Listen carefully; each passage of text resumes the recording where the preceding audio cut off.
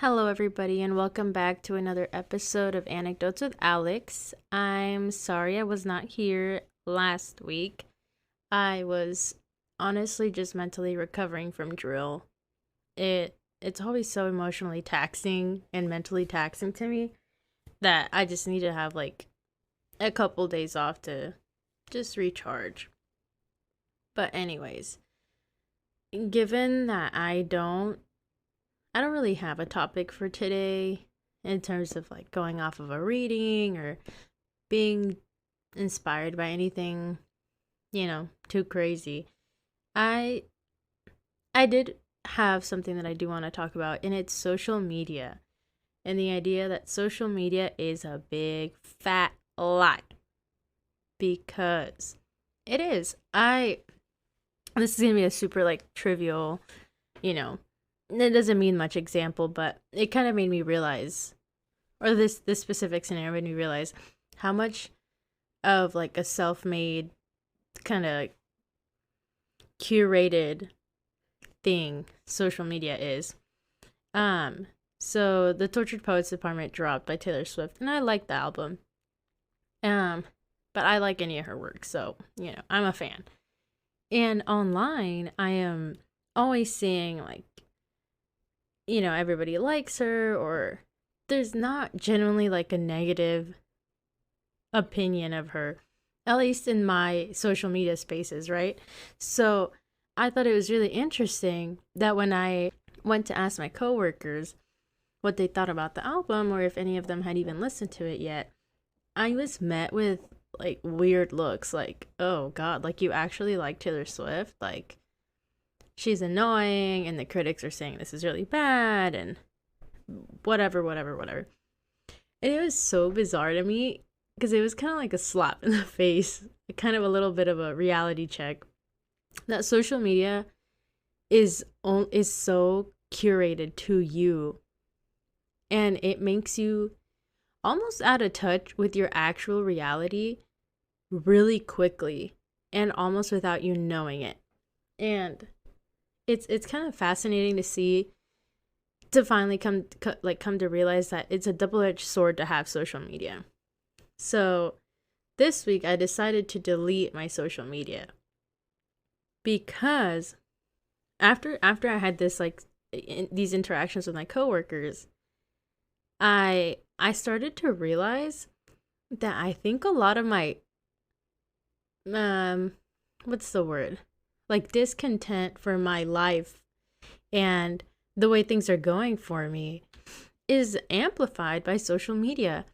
Because I know at some point I was almost very, I guess, resilient, right? Like if something's not going for me right at this moment, like what can I do to make it better, and let's get to it.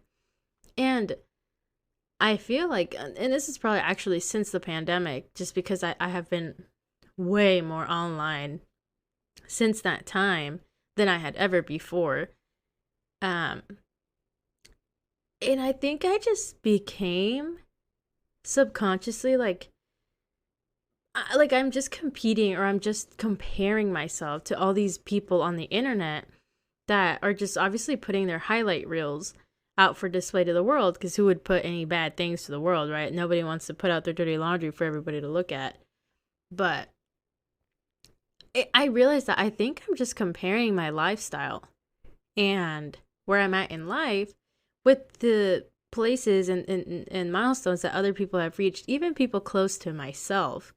Like friends that already graduated, or people that are on their way to get a master's. And I'm like, oh my God, I'm not even done with the bachelor's, and I'm actually fighting for my life to finish this bachelor's because I'm struggling with school. And then seeing another really big example for me has been the military, right? I think even last episode, I was like, I think I'm just done with it. Like, there's something more for me out there, or something like that. And I was looking at I was actually being mindful of the things I was seeing. And the general consensus online, again, in my feeds, is it's fuck the government. It's America sucks. You're a bootlicker, right? Like There's no gray area. It's either you're a bad guy or you're a good guy. And I think that has gotten to me, like, in a weird way, where I'm like, oh no, like, uh, maybe I'm on the bad team right now. Um, and thinking that that I have to achieve something great. Like, I have to be a super huge big activist, or change the world with science, or something incredibly groundbreaking for my life to be like worthy of, I guess, like, either praise or worthy of being seen in general, or existing. And then it's been like 2 days, I think, since I got rid of social media. And I would be completely honest with you, I feel like my brain has been decluttering all this random noise. For one, I have so much more time. Listen, if you think you don't have time to do things, delete social media completely off your phone. Because I have been saying, like, oh my God, I'm just tired, or I don't have time to work out, and whatever. And yesterday, without having social media on my phone, I was able to sit on the couch and, like, watch a video that I wanted to watch. And then afterwards, I was like, oh, I can work out. I did 3 loads of laundry. I worked out. I still had time to chill and watch stuff. I made food. Like, I made a meal, a home cooked meal. I walked my dog. I did so many random little things that I'm always like, I don't have time for that, which is a lie. And I was looking at my screen time, and it's like averaging around 4 hours of my day just on social media, which is bizarre. I could do so much in 4 hours. But anyways, yeah, so that's one huge thing of, like, not having social media. The time. It's insane. You have so much time to do things. But anyways, as I was saying, there's, like, mental clutter that has been leaving in, like, the last 48 hours that I've had without social media, because I've come to realize, like, I'm not even dissatisfied with the way I'm living my life, which is crazy, because I think especially for the last, like, 2 or 3 weeks, I've been like, God damn it, like, there's people doing great things out there. There's people traveling the world, and they're doing it because, they're basically, like, internet, like, celebrities or whatever. And I'm like, maybe that's the only way to get to a good place, or a good financial place, or stability. And it just felt almost like this impossible state to reach. And I was talking to some of my coworkers, and there's a couple of them who were saying, like, God damn, like, I might never buy a home, right? Or they're in their 40s and they don't have a home. And to me, owning a home is a very important thing that I want to accomplish, like, ASAP. And I was like, oh my God, like, there are other ways of doing, like, I don't have to work at TJ Maxx for the rest of my life, right? And not get paid enough for my job, and then never buy a home and always rent an apartment.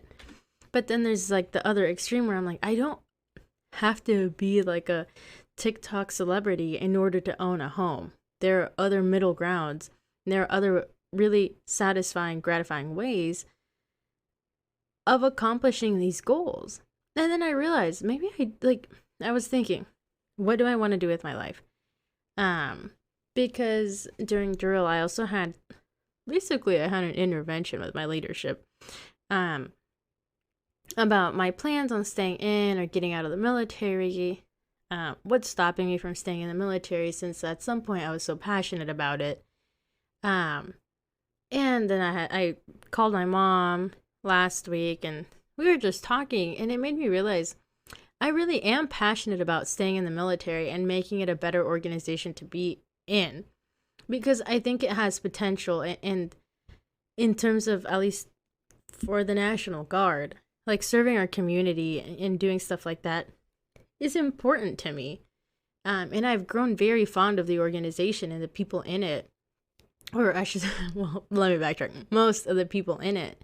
And the benefits that they have to help get people, like, help them get a leg up when sometimes they don't have the privilege of already being in a good standing in society.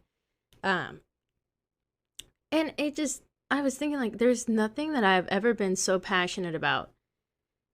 And that flame had kind of been dimmed down. Generally, I think because of social media, I was thinking, like, damn, if I just became famous, maybe I wouldn't have to work a day in my life. But then I go to drill, and although it's so taxing sometimes, um, and I definitely have my diva down days there, I never leave drill thinking that was a complete waste of my time, because I'll talk to some of my soldiers, I'll have really good conversations with them, I'll get to know them. There's always something to do, and it's fulfilling to me. And it's fulfilling to me to help soldiers out, either with, hey, like, hey, sir, how do I go get my education benefits? How do I apply for this? What are options for scholarships? Like, what about healthcare? Taking care of the people that are already in is something I'm so passionate about. And it made me realize there's nothing wrong with that either. I can make a solid living, a solid career, have the money to take the vacations and travel I want, be able to buy the home that I want by just having a regular old job like that, in making the most of it and maximizing it to fit my needs, instead of feeling like I'm behind, or like I need to have, like I said, some groundbreaking, life changing, world changing discovery or something to live in this society. And I guess, yeah, I mean, moral of the story, it's bizarre to me how much, again, like, of a double-edged sword it is to have social media. Another thing not having social media made me realize, and like, I'm literally telling you, in the last 2 days, it's like, this is almost giving like fake woke energy. It probably is, but it's insane. As somebody who's always online, and just either for education purposes, entertainment purposes, etc., etc., like, it's been crazy just not having social media for these like last 48 hours.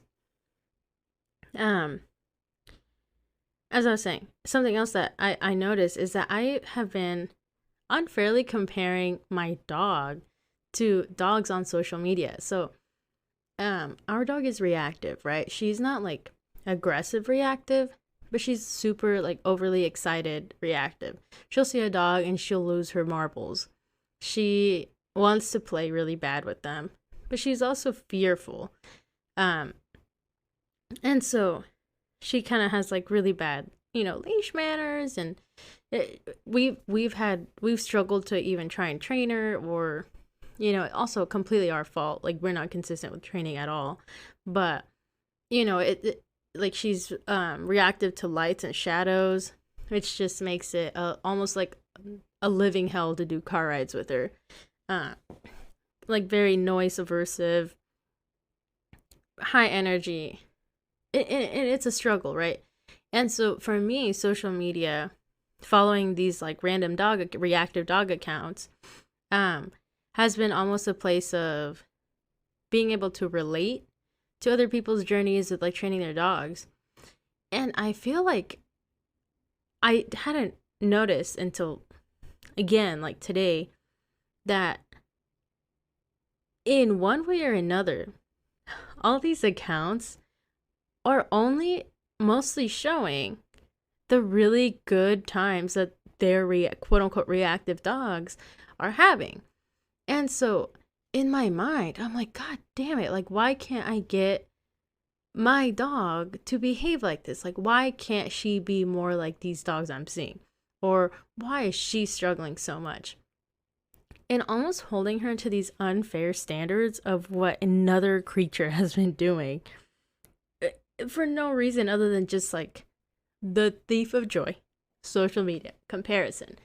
And today I've been taking her, well, yesterday too, I took her on a couple walks, and I didn't like, it was just so much more different going in with kind of like a blank slate, clean slate of just taking her on a walk, seeing how she goes, and seeing how she does, and if she got like a little bit reactive, or like, I think we saw a squirrel yesterday. We've been seeing a bunny a lot. and just trying to do what I can to intervene and make her reaction better instead of just being angry at her for not reacting the way that I want her to. And I guess it's just something really interesting that, again, I didn't realize I was doing until I was just honestly just sitting here because I'm like, well, I don't have social media. What else am I gonna do? Um, which is just very fascinating, and it's something that I encourage you to do. Like, if you or whoever's listening is maybe dependent on social media for entertainment, education, whatever, take a couple days off or like even one day and see like and just really be mindful of like the time that you're getting not being on social media. It's very, very interesting, very eye-opening, and it just makes you completely aware of your surroundings and gives you that kind of quiet stillness that sometimes you need to evaluate your surroundings and be like, oh, actually, I don't hate my life. I don't hate it here. It's just I'm constantly trying to look into other people's lives through this screen, and it makes me unhappy that I don't have what they have, and makes me completely forget about the very beautiful life I am creating right now. And it makes me forget about the dreams that I had or goals that I had simply because I feel like perhaps the popular demand, this is like society online is telling me that that's not the way I should be doing it. So yeah, that's kind of the main bulk of what I wanted to talk about. That was inspiring, I guess, to me this week. I'll leave it this short for now because I don't want to keep rambling if I don't have much to say. That's something else that I'm trying to be mindful of. Not just if if there's nothing to say, well, there's just nothing to say. And I think that's kind of where that ended. So, yeah. Have a beautiful, beautiful week. And I will see you next Monday. I will take this week.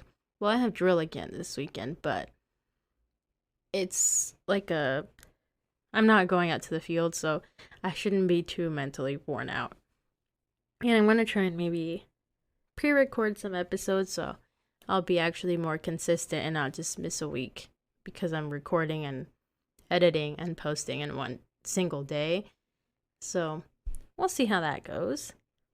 But yeah, for now, toodaloo. And again, I encourage you to maybe take a break or, from your social media habits for maybe a day or a few hours or something and see what comes up for you. And yeah.